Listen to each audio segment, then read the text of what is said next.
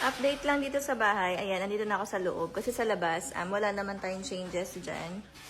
So, ito na yung itsura niya. Ayan. Medyo nalakihan na natin yung butas niya.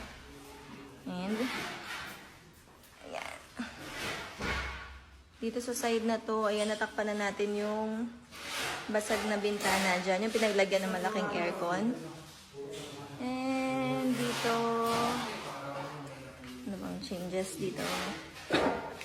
Ay, natanggal na natin yung ceiling fan. So, may dancer tayo dyan. Ito, naalis na rin yung sa sahig.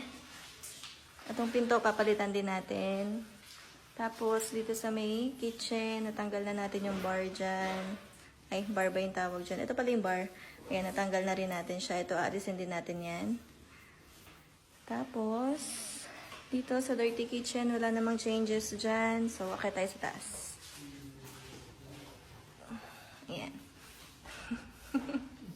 Itong hagdan natin, ayan, na ayos na siya. So, ready to paint na yan. And, nakita tayo dito. Dito sa second floor, wala naman. ito yung pinto natin ng CR. Hindi naman masilya na yung mga... Hindi na halata, di ba? Hindi nakita. Ay, namasilya na yung mga dapat masilyahin. Blue kasi yung dati. Tapos dito sa kwarto na to, Hindi ba na ayos? nalock siya. Masters, wala namang, may changes dito. Nauna pa siya. So, ayan. Napalitan na natin yung mga outlet. Pati ito, napalitan na natin. Ito, papaalis na natin to kasi hindi naman na natin siya kailangan. So, ayan, 4 na siya. Tapos, naalis na rin natin yung salamin dyan and yung nakalagay dyan. Tapos, hinihingal ako.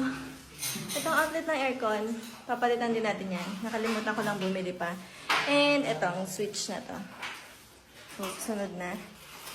Tapos, dito sa CR, ay sorry, sama kayo sa video. Ayan. Hi kayo. So, waterproofing na yan. Tapos, lalagyan tayo ng tiles. Dito naman sa third floor, ayos na rin yung pintura dito. Ready to paint na din yan. And, ayan. Video lang po. Ito, dito, ayan, may butas na yung aircon natin dyan. Tapos may naka-ready na ring outlet. Papalitan natin yan. And, ayan, ito, alisin na natin. So, dito sa taas, CR.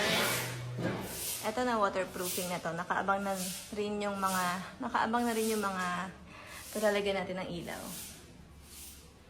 Ayan. Bukas itatiles na nila yan.